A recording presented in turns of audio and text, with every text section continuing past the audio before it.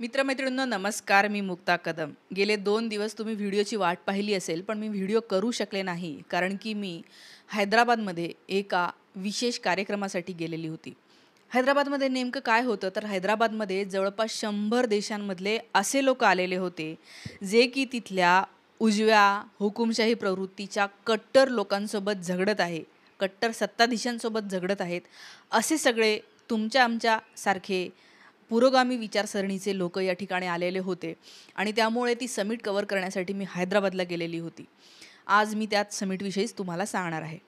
तर हे बघा मित्रमैत्रिणींनो, आपल्या सगळ्यांना असं वाटतं की आजचं जे भारताचं केंद्रामध्ये आणि राज्यामध्ये महाराष्ट्र राज्यामध्ये असलेलं सरकार आहे, हे आपल्याला माहिती आहे की हे कम्युनल विचाराचं सरकार आहे. याचा अर्थ ते या समाजाचे 2 भाग करणारं आहे. जाती जातींमध्ये, धर्माधर्मांमध्ये तेढ निर्माण करणारं सरकार आहे आणि कुठल्या तरी एका इमॅजिनेशनमध्ये लोकांना ठेवणारं, पास्टमध्ये लोकांना ठेवणारं, हेट स्पीच करणारं, 2 समाजामध्ये दुफळी माजवणारं सरकार आहे. आणि आपल्या सगळ्यांना असं वाटतं की असं सरकार फक्त आपलीकडेच आहे का? म्हणजे आपल्याला माहिती असेल की चायनामध्ये हुकुमशाही आहे, कोरियामध्ये हुकुमशाही आहे आणि आता अमेरिकेमध्ये ट्रम्प हा जो आहे तो सुद्धा एक हुकुमशाही प्रवृत्तीचाच नेता आज तिथं परत एकदा प्रेसिडेंट झालेला आहे. हे 3-4 देश आपल्याला माहिती असतात.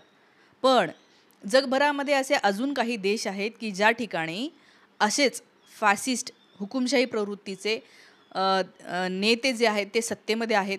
काही देशांमध्ये असे नेते हे विरोधकांमध्ये आहेत आणि सत्तेमध्ये वेगळे लोक आहेत.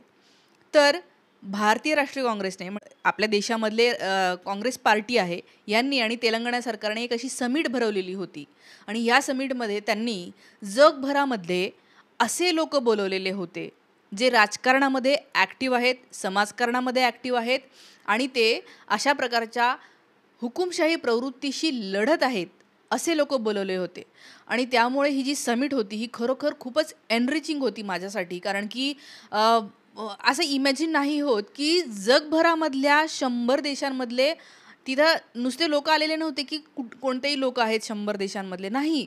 ते असे लोक होते की जे झगडत आहेत, जे त्यांच्या विरोधामध्ये त्यांचं खोटं उघडं पाडत आहेत, त्यांचं चुकी उघड्या पाडत आहेत आणि काय बरोबर आहे, लोकांसाठी काय गरजेचं आहे, हे सतत सांगत आहेत. असे लोक त्या ठिकाणी होते. आणि हे लोकच फक्त होते असं नाही, तर त्या प्रत्येकाने आपल्या आपल्या देशामध्ये नेमकं काय चाललं आहे आणि आम्ही कसे झगडतो आणि आम्ही काही देशांमधले लोक असेही होते की ज्यांनी त्यांच्यावर मात केलेली होती, अशा हुकुमशाही प्रवृत्तींना हरवलेलं होतं. त्यांनीसुद्धा आपले अनुभव शेअर केले या समिटमध्ये. आणि तुम्हाला माहिती आहे की आपल्या पण यूट्यूब चॅनलचा उद्देश हाच आहे की हे जे चुकीचं फॅसिस्ट हुकुमशाही प्रवृत्तीचं सरकार जे चुकीची धोरणं आणत आहे त्याच्यावर सतत बोलत राहणे, जर काही चुकत असेल तर ते सांगत राहणे, हाच आपला उद्देश आहे. आणि या देशामध्ये सामान्य जनतेचा आवाज बनणे हाच आपल्या यूट्यूब चॅनलचा उद्देश आपल्याला माहिती आहे. आणि म्हणून या ठिकाणी मलासुद्धा एक डेलिगेट म्हणून बोलवलेलं होतं. जगभरातले वेगवेगळ्या पक्षाचे लोक होते आणि काही जर्नलिस्टसुद्धा होते. तर मी कुठल्याही पक्षाची नाही आहे, मात्र आपण अशा विषयांवर बोलत असतो म्हणून तिथे बोलवलेलं होतं.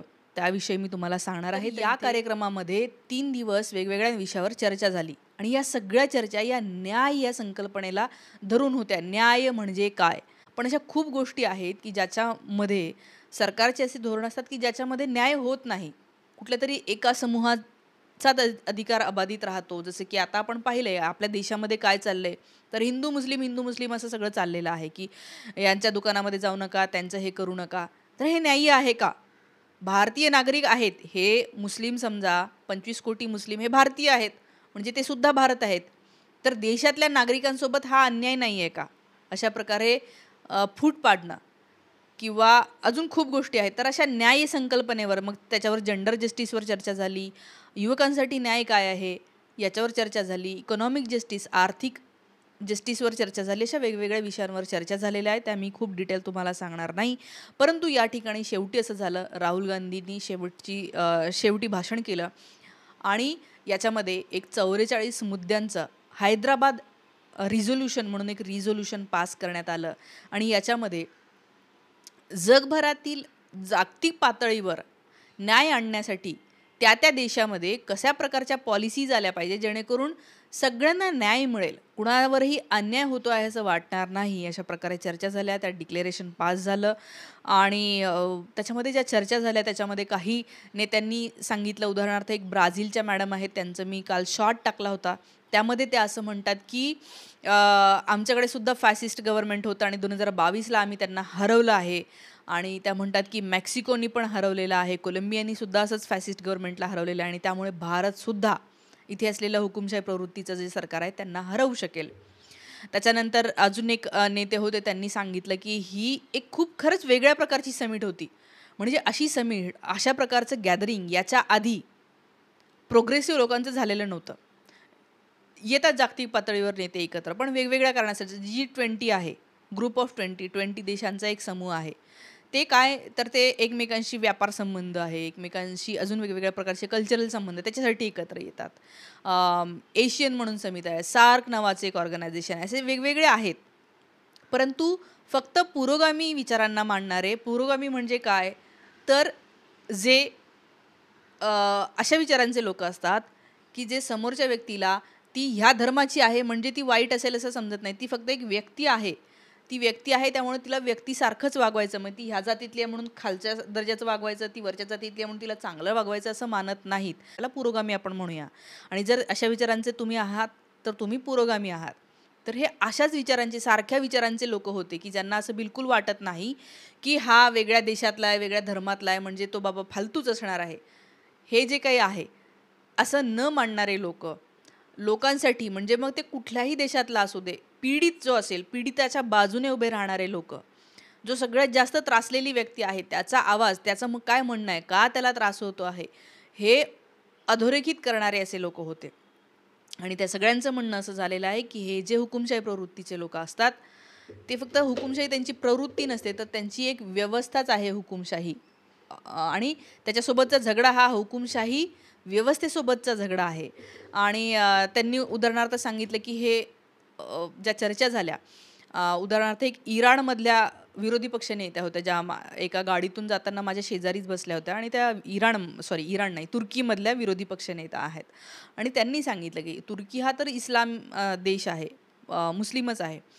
त्या पण मुस्लिम होत्या, पण त्या म्हटल्या की आमच्याकडे पण हुकुमशाही सरकार आहे, ते सुद्धा फ्रीडम ऑफ स्पीच आम्हाला बोलू देत नाही फारसं, किंवा आमच्या पोस्ट काढून टाकतं फेसबुकवरच्या इकडच्या तिकडच्या, पण तरीही आम्ही झगडत आहोत. तर मग त्या ठिकाणी जसं तिथे तर हिंदू नाही आहे, मग ते लोक कशाचा वापर करतात. तर हुकुमशाही प्रवृत्ती म्हणजे असे लोक असतात की जे कोणत्याही देशात असू दे, ते पहिल्यांदा बघतात की या समाजाचे आपण 2 भाग करू शकतो का. आणि 2 भाग पण कसे की एक मोठा मेजॉरिटी असतो, जसं भारत आहे, भारतामध्ये मेजॉरिटी हिंदू आहे आणि मुस्लिम, ख्रिश्चन हे सगळे मायनॉरिटी आहे.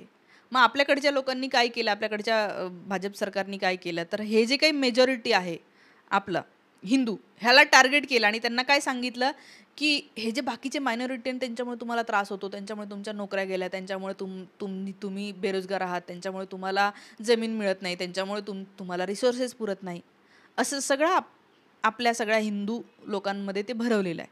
त्यामुळे या सगळ्यांना असं वाटतं हां बरोबर आहे. आणि मग त्यांना वाटतं हां मग हे आपले शत्रू आहेत.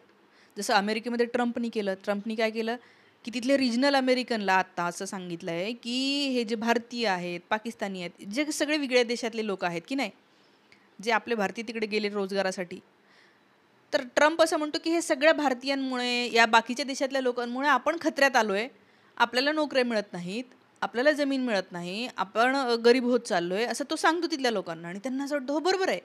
आणि त्यामुळे मग ते विरोध करतात, ते म्हणतात की हां मग हे भारतीयांनी निघून जा. मग ट्रम्पनी सांगितलं भारतीयांनी प्लॅन बी रेडी ठेवा, तुम्हाला आम्ही कधीही काढू शकतो, आणि काढणं सुरू केलं आहे. खूप भारतीयांना काढलेलं आहे, खूप विद्यार्थ्यांचे व्हिजा रद्द केलेले आहेत, छोटंसं सिग्नल तोडलं, काही छोटे छोटे कारणं दिली आणि व्हिजा रद्द केलेला आहे. तर हे तिथे ते करताय. तर तुर्कीमधल्या त्या मॅडमनी सांगितलं की आम्ही सगळे इस्लाम जरी असलो तरी ती म्हणली की इथे कुर्द म्हणून एक कुर्दिश आयडेंटिटीचे लोक आहेत, तर आमचा राज्यकर्ता त्यांच्या विरोधामध्ये असे भडकाऊ भाषणं देत असतो की ह्या लोकांमुळे आपल्याला त्रास होतोय, आणि मग तिथले लोक बाकीचे एकत्र होतात यांच्या विरोधामध्ये, आणि मग ते जे आहे ते त्या हुकुमशाहाला पाठिंबा देतात, कारण या मेजॉरिटीला असं वाटतं की तो आपल्याला वाचवेल. जसं भारतीयातल्या बहुतांश अंधभक्तांना वाटतं की आपला हिंदू धर्म मोदी वाचवेल. खरं तर हिंदू धर्माचा आणि हिंदू धर्मातली तत्त्व ही या आज भारतामध्ये जे सत्तेत असलेले लोक आहे, मोदी, शहा, फडणवीस, जे काही सगळे आहेत, त्यांच्या वागण्यामध्ये मला तरी फारशी दिसत नाहीत. तर ते तसंच आहे. वेगवेगळ्या देशांमधले नेते हे कुठली तरी फूट पाडता येईल का हे बघतात आणि त्यानुसार फूट पाडतात. म्हणजे त्यांचा फॉर्म्युला एकच आहे. फक्त काय म्हणूया, त्या त्या ठिकाणी लोक वेगळे आहेत. इथे मुसलमान आहेत. आता आपल्या देशामध्ये जे काही चाललंय, मग ह्याच्यावर उपाय काय आहे? तर ह्याच्यावर उपाय हा जो निघाला, यातल्या सगळ्या लोकांनी हे सांगितलं की उपाय हा आहे की देशामधल्या विद्यार्थ्यांना, मुलांना तुम्ही शिकवण द्या. कशाची? टॉलरन्सची. टॉलरन्स म्हणजे काय? सहिष्णुता. की तुम्ही मुलांना हे शिकवा की हे बाबा, तू तुझ्या आजूबाजूचा, तुझे मित्र मैत्रिणी हे वेगळ्या धर्माचे, वेगळ्या जातीचे, वेगळ्या देशातले असू शकतात. त्यांची आवड-निवड वेगळी असू शकते, त्यांची विचारधारा वेगळी असू शकते, पण तरीही तुम्हाला सोबत राहायचं आहे. तुम्हाला एकमेकांसोबत प्रेमानेच राहायचं आहे. तो स्वभावाने तुझ्यासारखा चांगला आहे. कुणाचाही स्वभाव तो त्या देशातून आला म्हणून ठरत नाही, जातीतून आला म्हणून ठरत नाही. हे शिकवणं खूप गरजेचं आहे. हे जेव्हा आपण शिकवू, तेव्हा त्या देशामधले हुकुमशाही प्रवृत्तीचे लोक हे जे आहेत ते त्यांची आयडिओलॉजी पसरवूच शकत नाही. कारण आपण सगळे काय म्हणतो, आपण का या सगळ्यांना विरोध करतो? कारण आपल्याला माहिती आहे की एखादा व्यक्ती ब्राह्मण म्हणून जन्मला म्हणजे तो सगळे ब्राह्मण काय खालच्या जातीचा विरोध करणारे नसतात. काही ब्राह्मण चांगले झालेले आहेत. नरेंद्र दाभोळकरांसारखे आहेत, साने गुरुजी आहेत, महात्मा गांधी आहेत, नेहरू आहेत, हे सगळे ब्राह्मण होते. तर हे यांनी केलंय ना, सगळ्यांचाच विचार केलेला आहे. त्याच्यामुळे सगळे ब्राह्मण असे नसतात. पण त्यामुळे जर एखादी व्यक्ती म्हणू नाही नाही, ब्राह्मण जातीतल्या लोकांनी आम्हाला खूप अन्याय केलेला आहे, त्याच्यामुळे आता त्यांच्या दुकानातून काही घ्यायचं नाही, तर असं जर ठरवलं तर किती वाईट होईल. म्हणजे असं नाही ठरवायला पाहिजे. तर तसंच आज काही भारतातले जे आहेत ते हिंदू असं म्हणतात की नाही, ते मुस्लिम आहेत, त्यांनी आता आतंक फैलवला आणि त्याच्यामुळे त्यांच्या दुकानातून काही घ्यायचं नाही. तर असं काही मुस्लिम समूहांनी त्रास दिला म्हणून सगळ्यांना वाळीत टाकणं, काही मराठ्यांना त्रास दिला म्हणून मराठ्यांनी त्रास दिला म्हणून सगळे मराठी असेच आहे असं समजणं, हे चुकीचं आहे. आणि हेच आपण शिकवायला पाहिजे. हे जर का शिकवलं मुलांना, हे जर का आणि हे कशाने होईल, तर शिक्षण वाढलं, मुलं अभ्यास करायला लागली, तर ते ह्याच्यात पडणारच नाही. आणि त्यामुळे सगळ्या देशांनी हे सांगितलं की होय, हुकुमशाही प्रवृत्तीचे लोक हे शिक्षणावर लक्ष देत नाही. कारण त्यांना माहिती आहे की जे मुलं शिकतात, अभ्यास करतात, ते विचार करायला लागतात आणि मग त्यांना चुका दिसतात आणि मग ते प्रश्न विचारतात आणि मग प्रॉब्लेम होऊ शकतो. म्हणून मग शिक्षणावरचा खर्च कमी करायचा, जसं आज भारताने केलं. 4% शिक्षणावर खर्च होता 2014 साली. आज तो 2.5%वर 2%वर आलेला आहे शिक्षणावरचा खर्च. लोकसंख्या तर वाढत आहे, पण खर्च कमी होतोय का? कारण की ते अनपढ राहिले तर त्यांच्या डोक्यामध्ये हे घालणं सोपं होऊन जातं. तर ह्या गोष्टींवर या ठिकाणी सगळ्यांचं जे आहे ते एकमत झालेलं आहे. काय करू शकतो याच्यावर त्यांनी अजेंडा ठरवला, काही गोष्टी ठरवलेल्या, ज्या की काय म्हणूया, खूप आता त्याच्या डीपमध्ये मी जात नाही, परंतु ही एक खूप वेगळ्या प्रकारची अशी अलायन्स होती जी जागतिक पातळीवरची झालेली आहे. आणि जगातल्या मोस्ट ऑफ द नेत्यांनी, अनेक छोटे छोटे देशांमधले नेते आलेले होते, लोक आलेले होते. ऑस्ट्रेलियाचे होते, नेदरलँडचे होते, मलेशियाचे जे प्राईम मिनिस्टर आहे त्यांची मुलगी जी मिनिस्टर आहे ती सुद्धा आलेली होती. UK चे त्या एका पक्षामधले नेते होते, त्यांनीसुद्धा सांगितलं की काय करणं गरजेचं आहे. फिनलँडच्या एक मॅडम होत्या, त्यांनी सांगितलं की आमच्या शिक्षणामध्ये आम्ही ॲक्टिव्ह सिटिझन निर्माण करण्याचा प्रयत्न करतो. आमच्याकडे लॉच आहे की आम्ही विद्यार्थ्यांना असं बिलकुल शिकवत नाही की नुसतं शिकवण देत आहोत. आमचे विद्यार्थी जेव्हा तयार होतात तेव्हा ते ॲक्टिव्ह सिटिझन होतात. म्हणजे काय, तर ते आजूबाजूला बघतात की माझ्या समाजात काय चुकीचं चाललंय, काय मी ते दुरुस्त करू शकतो का? मी नसेल करू शकत तर सरकार दुरुस्त करू शकते का? मग त्यांना सांगणं. तर ते म्हणतात की ते म्हणून तो आनंदी देश आहे, सगळ्यात आनंदी देश आहे. पण भारतामध्ये ॲक्टिव्ह सिटिझन किती आहेत? भारतामधल्या लोकांना असं वाटतं शिक्षण झालं की मला काय करायचं आहे, सरकार काय करतंय, मला काय करायचं आहे, तिथे काय झालेलं आहे. त्याला फक्त त्याच्या घरावर आल्यावर मग रडायला येतं, तोपर्यंत तो काहीही बोलत नाही. तर त्या मॅडमनी सांगितलं की ॲक्टिव्ह सिटिझन जर झाले ना, विचारी सिटिझन झाले ना, तर ते कुठल्याही प्रकारच्या चुकीच्या गोष्टी सहन करून घेणार नाही. मग ते हुकुमशाही असो किंवा हुकुमशाही प्रवृत्तीचे नसलेले सुद्धा लोक हे चुकीचे वागूच शकतात, वागत नाही असं नाही, पण त्यांच्यासुद्धा चुका सांगणं आणि त्यांना दुरुस्त करण्यासाठी सतत बोलत राहणं हे खूप गरजेचं आहे. तर या ठिकाणी असे आफ्रिकेमधले होते, इजिप्तमधले नेते होते, जपानमधले होते, मलेशियामधले, तुम्हाला कुठल्या देशाचं मी नाव सांगू, तिबेटमधले होते. अशा सगळ्या देशातले होते आणि त्यांचं बोलणं मी ऐकलं. मला खरोखर हा अनुभव म्हणजे मला असं वाटतं की कधीही असा अनुभव नसता घेता आला. म्हणजे मी बघितलेच ते 100 देशातले लोकं एकदाच. परंतु असे लोकं आहेत हे सगळे जे सजग आहेत, ज्यांना असं वाटतं की नाही, या देशामध्ये प्रत्येक देशामध्ये त्यांच्या त्यांच्या देशामध्ये सामान्य नागरिकांचा विचार करणारे, न्यायाचा विचार करणारे लोकं सत्तेत असले पाहिजे. पर्यावरणाचा विचार करणारे लोकं सत्तेत असले पाहिजे असं त्यांना वाटतं. ते असे ॲक्टिव्ह लोक होते आणि ते पण राजकारणातले लोक होते आणि त्यामुळे ते जे काही बोललेले आहे ते खरंच एक वाईडनिंग असा अनुभव माझ्यासाठी होता आणि मला तो आपल्या सगळ्यांसोबत शेअर करायचा होता. अर्थात त्याच्या बातम्या ज्या मीडियावर खूप आल्या नाही, कारण की आपल्याला माहिती आहे त्या ठिकाणी राहुल गांधीचं खूप कौतुक झालं.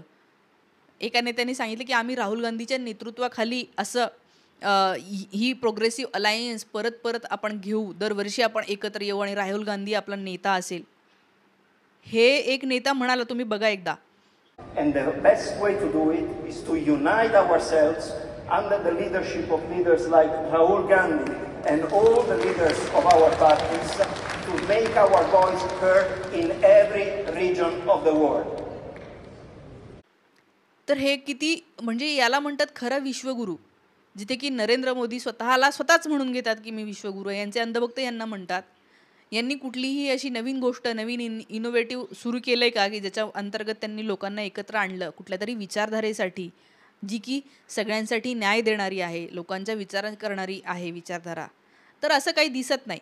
पण या ठिकाणी राहुल गांधीचं भाषण आणि हे जे काही सगळे प्रयत्न आहेत यांचे, त्यामुळे या नेत्यांनाही असं वाटलं की हे खरोखर एक खूप चांगलं, म्हणजे तिथे खूप लोकांनी खूप तारीफ केली. सगळेजण खूप खुश होते की अरे, आपल्यासारखे विचार करणारे सगळ्या देशांमधले लोक आहेत आणि ते एवढे म्हणजे ते थकत नाहीत, ते निष्ठेने असे आहेत. आणि खूप लोकांनी खूप असं तडफदार भाषण केलं आणि त्यांनी सांगितलं की बेटर वर्ल्ड हे पॉसिबल आहे.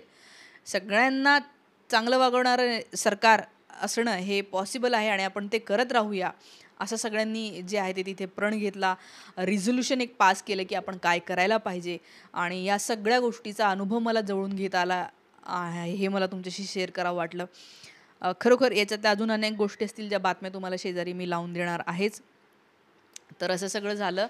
त्याचे व्हिडिओ, त्यांचं भारत समिट नावानी हे आहे, एक इन्स्टा पेज पण आहे, यूट्यूब चॅनल आहे, तिथे जाऊन तुम्ही त्यांचे ते सगळे जे काही चर्चा झालेल्या आहेत त्या ऐकू शकता. त्या खूप चांगल्या चर्चा झालेल्या आहेत. त्यामुळे ह्या सगळ्या प्रोग्रेसिव्ह लोकांनी प्रोग्रेसिव्ह पॉलिसीज कशा असायला पाहिजे याच्यावर चर्चा झाल्या. आणि जे सगळं राईट विंगचं आहे, जे मोनोपोलिस्ट लोक आहेत, ऑटोक्रॅटिक आहे, म्युझिजिनिस्ट आहे, सेल्फिश आहे, सगळे स्टुपिड विचारधारेचेच लोक आहेत, ज्याला आपण म्हणूया फॅसिस्ट जे आहेत ते. कुठलाही हुकुमशहा हा चांगला नसतो, कारण की त्याला फक्त असं वाटतं की माझं ऐकलं पाहिजे. आणि ह्याच्यावर सगळ्यांनी शिक्कामोर्तब केलं आणि खरोखर असं वाटतंय आणि नक्कीच ते आपण करूया. आपल्या देशामध्ये तर आपल्याला जे काही चांगलं आहे तेच घडलं पाहिजे, याच्यासाठीच आपण उभं राहूया आणि सगळ्यांनी सोबत राहूया. आज मला हे सांगावं वाटलं. तुम्हाला या सगळ्यांबद्दल काय वाटतं कमेंट करून नक्की सांगा. थांबते. धन्यवाद.